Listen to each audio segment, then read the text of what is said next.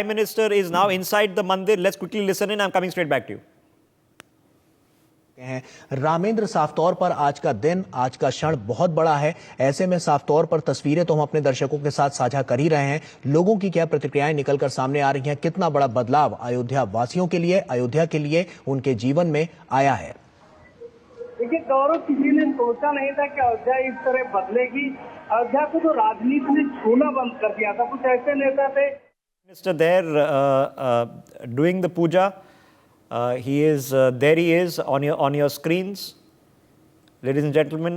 We are all now familiar with the entryway to Ayodhya because we've seen it about 3.5 months ago. So yeah, it has been a very quick 3.5 months that have elapsed from the time of the inaugural to now in the middle of a general election. As we speak, Ayodhya, remember, goes to vote in a short while from now, just literally a few days from now. And you're seeing the changes that have been made, the entire garments that are adorning the figurine of Lord Ram have now been changed. You are seeing a lot of gold ornaments that, of course, have been added. As we speak, just literally a few days ago, you saw the Surya Tilak being applied. A lot of work on the finial of the temple on the top and others is now being completed, which was still under progress in January when the original inaugural took place. So you can see that the place seems to be in good spirits. Dr. Rao, sorry I interrupted you. Finish your thoughts, sir. Yes, there are three things that I want to highlight.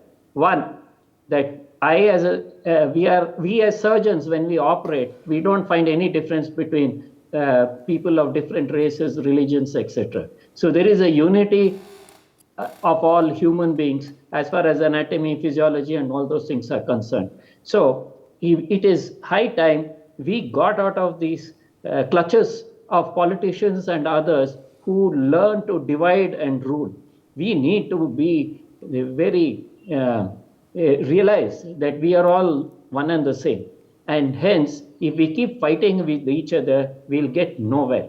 Prosperity will come and security will come only when we stop fighting each other and we start working together. Second thing that I would like to highlight, Prime Minister Modi ji went to all the important things in sites in Ramayana before he went for Pran Pratishtha. He had come and visited Anjanadhari in Karnataka also, where Lord Hanuman's birthplace. I am hoping that all these places will also be developed. And just like he has been developing a Buddhist tour, there will be a Ramayana tour also. Yeah, well, that's already in action from Nepal and further, both the Buddhist circuit and the Ramayana circuit. Sorry, finish your third point, sir, then I want to rope in the others. Yes. The third thing is that this, for the whole world, if you see the history throughout centuries, we have been the spiritual center of the world. The Western culture is about individualism, whereas the Eastern culture is about working together as a family, as a group. And India has been the center where people from all walks of life all over the world have come for spiritual uplifting. Okay. And this will only help in that. Okay. Thank you. Okay. You're seeing, ladies and gentlemen, and mark my words, history is always, we are told, a lot of series of small steps that build up to something. For sure, an inaugural of a temple in Ayodhya in 500 years was more than just a small step. It's a pivotal moment. You are seeing symbolically, yes, but symbolically something major has happened. The obvious correlation of which cannot be underestimated. I'm saying symbolically because it is in the end one person, but remember, in the end, it was just a few stakeholders who forever and ever, for decades and then centuries, from pre-independence to pre-British to Awadhan times, okay, were fighting and fighting and fighting. Hindol Sen Gupta, we have seen a rather strange scenario in this country that you and I well known, it is on easy historical record and archaeological evidence, the simple fact that temples in North India do not exist because they were demolished, and if you want to see the older temples which are 300-400 years old or older, you need to go to the south of India.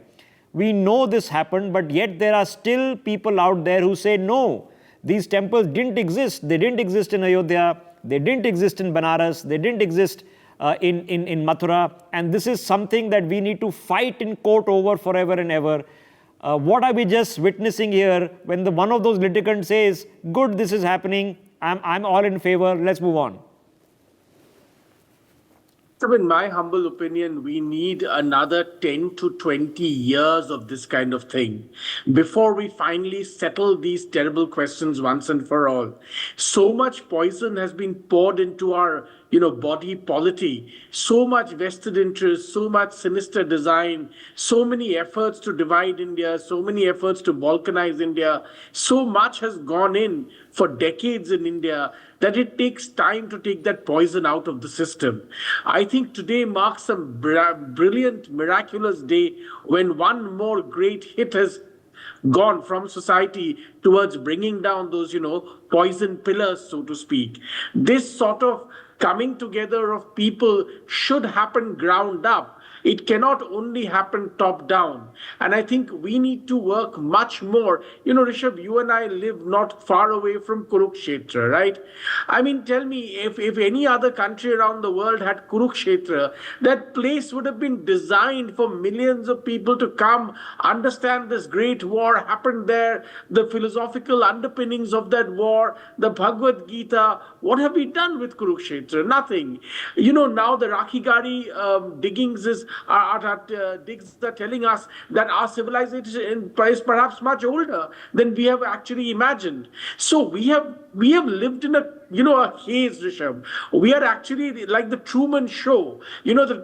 Somebody has put us in this stupid show. That's why we believe all these strange things about our society. Finally, that show is ending. That sinister show is ending. We will be able to look at our culture and civilization with clear okay, ladies and gentlemen, we are seeing something remarkable, and I know we're in the middle of election season. Okay, let's put that aside for a few seconds. The roadshow has begun. Nikita, my colleague, is there, but you're seeing something very remarkable. You're being taught as a country and as a people that you do not have to be embarrassed about your past and at the same time embrace a technological future. That you can be proud of who you are and proud of your traditions and your place in the world and your history and who you are and who we are as a people, as a civilization, that you can fight elections, but those elections can be fought in a calmer environment, that yes, you can organize and you can build things quickly, you can get out there and manage them well. So you're seeing a prime minister who took over amidst all sorts of assumptions that were peddled. And the peddling was that disaster from a Hindu, nationalist, fundamental, semi-fascist regime is about to break over on India. Genocide is about to follow. Millions of Hindu Muslims will be stripped of their citizenship or worse. Instead, that this sloganism of Sabka Saath, Sabka Vikas is mere wordplay. Now you have had 10 years to witness it. Everyone will not be a believer.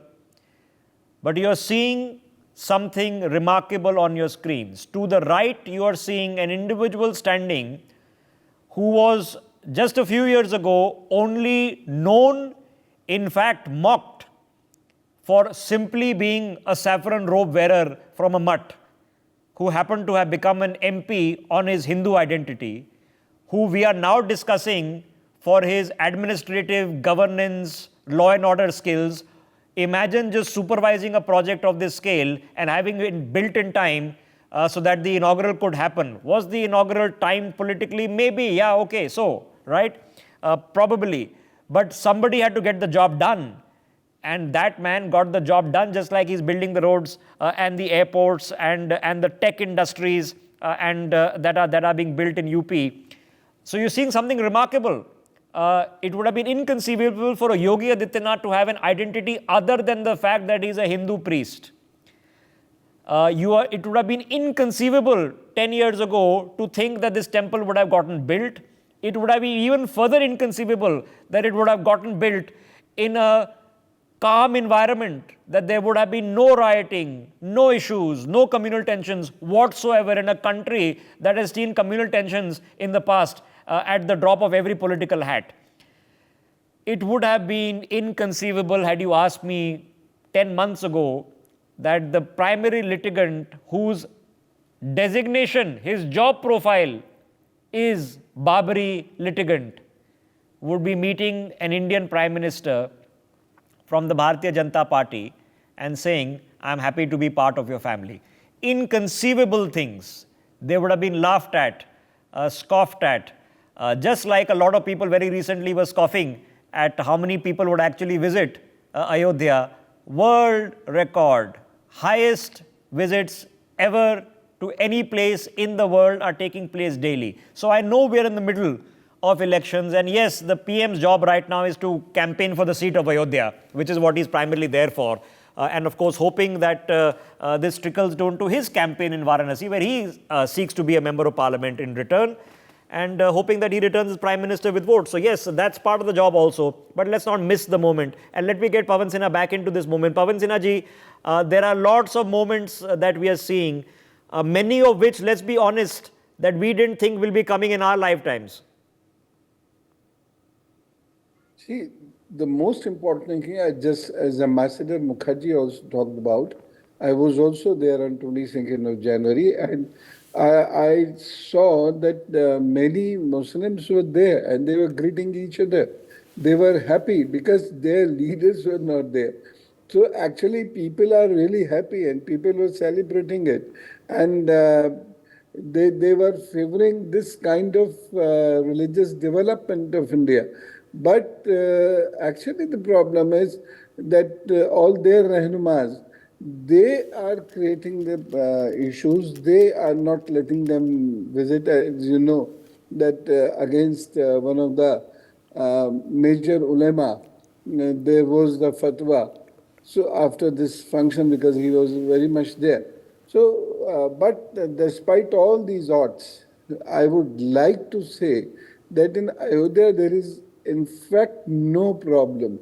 Some leaders might have made hue and cry, but people by and large are very much happy, and as Rao Saab said, that they may belong to any community, but they are very happy and they don't have any grudges at all. But Pawanji, we've needed in Kashmir between Hindus and Muslims. We needed since partition. Ask Ambassador Mukherjee, who literally wrote the book, the communities that suffered the most, the Punjabis and the Bengalis, because those families bore the brunt of the partition on the basis of religion.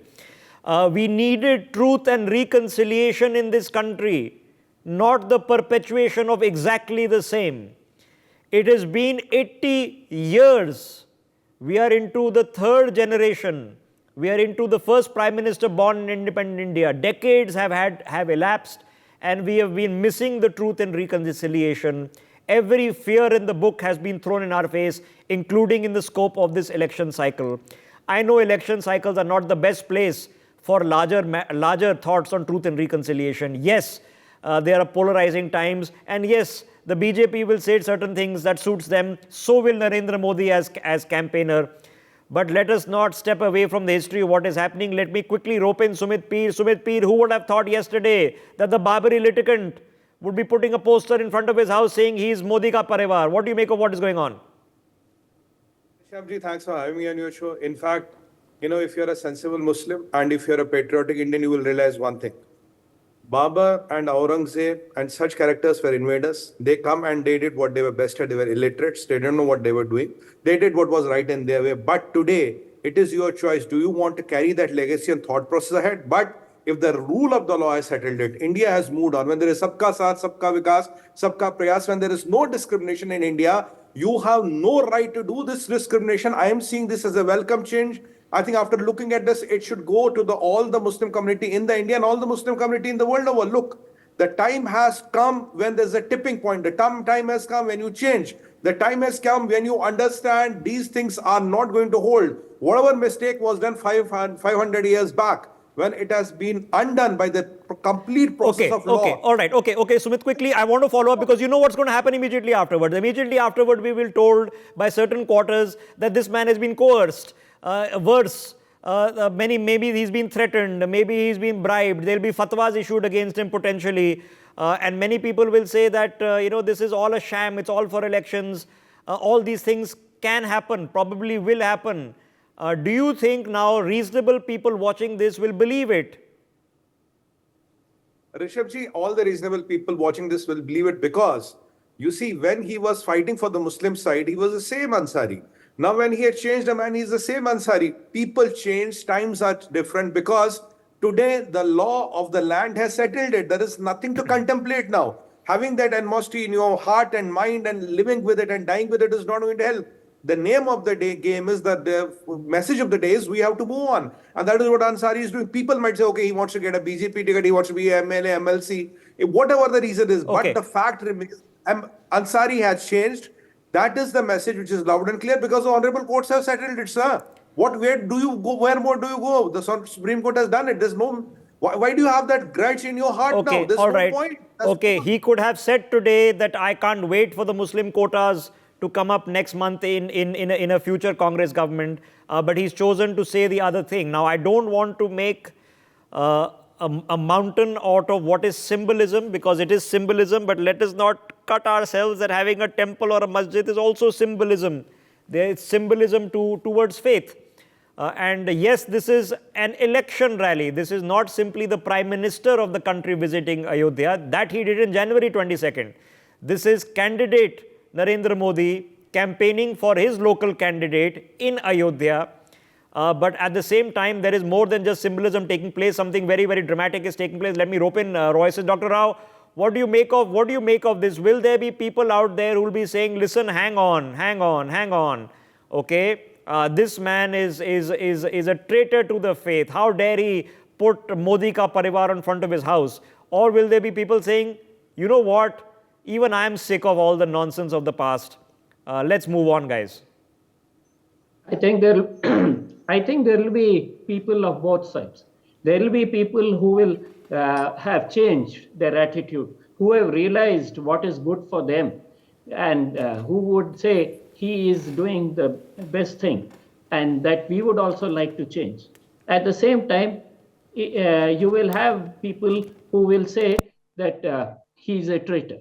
So this is true of humanity all over the world. You will never have unanimity across any group, and identity is a very important factor for a lot of human beings around the world. Okay. So you will always have two groups. Okay, and two in the better part of the man that you're about to see on your screens, Professor Madhav Nalapat, okay, who doesn't look any different than when I first met him 15 years ago, but I do look a lot different today. He's been saying that the time has come for India's Hindu and Muslim community to make gestures towards each other, that everything need not be a parochial bitter fight to the finish. Professor Nalapat, the main litigant of the Babari Masjid case, second generation litigant standing underneath the photograph of his father who literally marte dam tak fought the case, is about to be meeting the Prime Minister and has good things to say about Narendra Modi. What do you make of all of this? Well, first of all, I'd like to say that I am delighted that he is there. I'm delighted that he's meeting the Prime Minister. And in my view, he represents the views of an overwhelming majority of Indian Muslims who, once they understand that Kashi, Mathura and Ayodhya are the Makkah, Medina and the Al-Aqsa of the Hindu faith, I don't believe there'll be any hesitation in ensuring that the destruction wrought by Aurangzeb is reversed. And you've seen that happen now in Ayodhya. It has been something that has been waiting to happen for so many years, hundreds of years actually, since Aurangzeb, and has now finally happened. And has happened during the time when Narendra Modi is the Prime Minister of India. And I must say that it has to be understood that he has worked tirelessly for this. So I think there is no question that it was a good fight, but finally the legal system in India came on the side of, if I may say so, justice. And I think, the Muslims are entitled to their three sacred sites. The Catholics are entitled to the Vatican. The Christians are entitled to Bethlehem. The Jewish people are entitled to Jerusalem. In the same way, Hindus are entitled to Kashi, Mathura, and Ayodhya. And for a long time, this was completely denied. And they said, no, never. This can never happen. This should never happen. Why not? So I would like to say that in my view, getting Kashi, Mathura, and Ayodhya back to where they were before Aurangzeb looted and plundered these three places is a catharsis. and frankly destroyed the Mughal Empire is very essential for communal harmony in India. Okay. And Muslims in Ayodhya understand that, and they have been very peaceful, and this is a sign of that peaceful attitude. Ladies and gentlemen, everybody knows, I keep repeating it, all of you know, you can just go to the Qutub Minar in Delhi, and this is not a unique thing in Indian history. It happened. If you go to Rome, you will see that the entire colonnade of the Vatican outside St. Peter's Basilica was taken from the pagan temples in the Forum. These things happened. Yes, those temples were destroyed when the church came and built, St. Peter's. So yes, the temples were destroyed. Where did they vanish? They're all in south of India because they were not destroyed then. So yes, Aurangzeb, it's a written record. He came and destroyed the temples and he demolished the murtis. Aurangzeb did it. But to now say that that never happened, that, prove it, show us the proof, okay, we need catharsis better than that. And that is logical outside of elections and politics. Hopefully that will come. Utpal Kaul joining us on the broadcast. Venkat Narayan also joining us on the broadcast. Utpalji, your quick thoughts.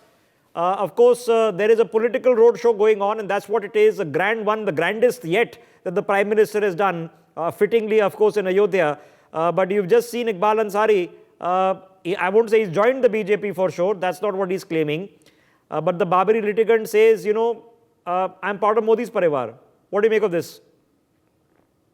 I think it's a very good gesture. And let me tell you, it is not only the Aurangzeb. 300 years before Aurangzeb, temples were destroyed. And let me give you the example of Marthan temple, which was destroyed in 14th century.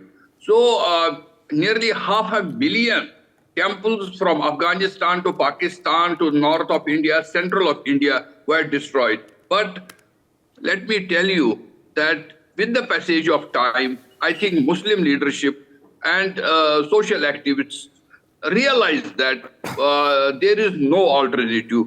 We have to change. And then Hindus and Muslims have to live together in India. So now India is slowly becoming Bharat.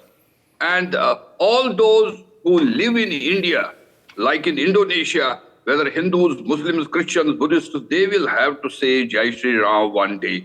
Because Ram is not just God. Ram is the symbol of India. Ram is Rashtra. Ram is the nation of India. So Mahatma Gandhi said Ramaraj. What is the Ramaraj? Ramaraj, some people say Hindu Rashtra. Hindu Rashtra is already there, but we have to reach to make India as Ramaraj. Okay, just stay with me. I'm going to come back to you. Quickly, thoughts from Mr. Venkat Narayan.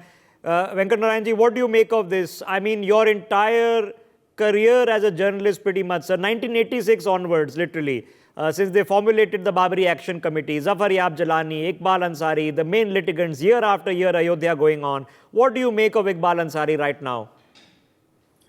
Well, I'm very happy that he's being pragmatic and practical, like, the entire Muslim community, barring a few rabble-rousers and politicians. I think the Muslims of India have realized that in a country where you have 100 crores of people who practice Hinduism, every 8th human being on the planet is a Hindu, and the 80% of Indian population is Hindu. And, it is a fact that these mosques, these temples are destroyed by the invaders. And now, finally, the temples are happening. Ayodhya, you have built a magnificent temple. You already have 3 crores of people who have visited the temple since Pran Pratishtha on the 22nd of January. And I have no hesitation in believing that most of the Muslims who live in this country have come to realize that there is no need to make a lot of noise about it. It is a fact that the temples were destroyed, and Ayodhya, the Ram temple, has been restored and built. We must remember that there are 3,626 villages which have Ram included in their names.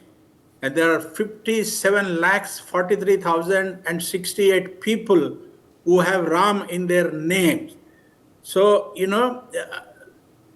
I think it is a fact of life that Hindus believe Ram to be a god, and that he was born in Ayodhya. And I think everybody in the country, barring a handful of politicians, have come and I can take it a step forward, sir, because a lot of those places and names are indeed in the south of India. Think of Rameswaram, for example. Okay, I'm taking quick reaction. I can see Joyita going to join us in just a second. But before that, let me hit the ground. Nikita, my colleague, is there on the ground in the middle of the roadshow. Nikita, how's it going?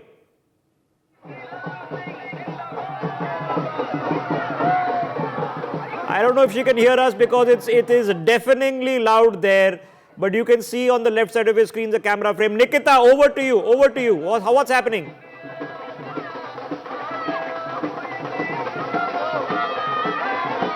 Rishabh, I'm not able to hear you at all.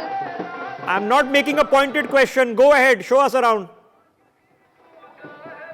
Okay, the much wait is over because Prime Minister have already arrived in Ayodhya and already started his road show. And look at the audience now here.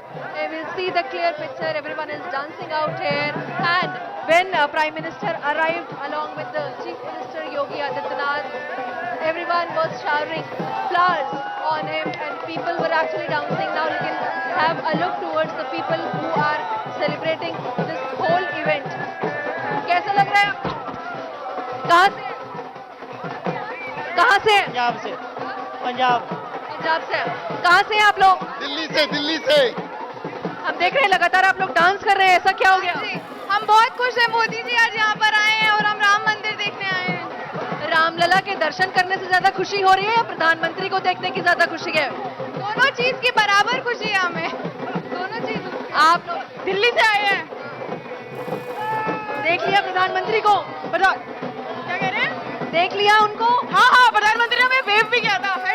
आप सब लोग दिल्ली से? हाँ, हम गुड़गांव से आए हैं। कैसा लग रहा है अयोध्या? बहुत अच्छा लग रहा है अयोध्या आके, अच्छा लग रहा है, बहुत एंजॉय कर रहे हैं। बहुत अच्छा लगा, एकदम मोदी जी से मिले हम एयरपोर्ट पे साथ में, बहुत अच्छा। जय श्री राम। कहाँ से आए आप लोग? कहाँ से आए? मुजफ्फरपुर, बिहार। आप लोग लगातार ढोल की बीट्स पे डांस कर रहे थे, ऐसा क्या हो गया? उधर देखें। उत्साह है, खुद हमारे डांस कर रहे हैं और क्या ही उत्साह है। मोदी के आने का बहुत अच्छा लग रहा है, यहाँ आकर बहुत अच्छा लग रहा है। मोदी को हम लोग फर्स्ट टाइम रियल देखे सामने से। कितना क्लियर देखे? पूरा क्लियर देखे, एकदम क्लियर मोदी जी सामने से दिख रहे थे। खुद फ्लैश लाइट भी ऑन की, लेकिन उनको गाड़ी से नीचे उतरना चाहिए था। और मोदी जी अच्छा काम कर रहे हैं, हम लोग भी सपोर्ट कर रहे हैं और अच्छा करते रहे। हाँ, अच्छा है और अच्छा है। और भी पीएम मोदी ही बने, यही हम लोग से उम्मीद है। हर जगह पीएम मोदी बनेगा। क्या एक सबसे अच्छी बात लगी प्रधानमंत्री की? प्रधानमंत्री सारे काम कर ही रहे हैं, जहाँ भी डेवलप करना चाहिए वो हर एक एरिया को डेवलप कर रहे हैं मोदी जी, हर एक लोकेशन पे। हमें राम मंदिर बनवाया, वो बहुत गर्व की बात है हम सभी के लिए, हम लोगों को प्राउड फील करना चाहिए। Okay, all right.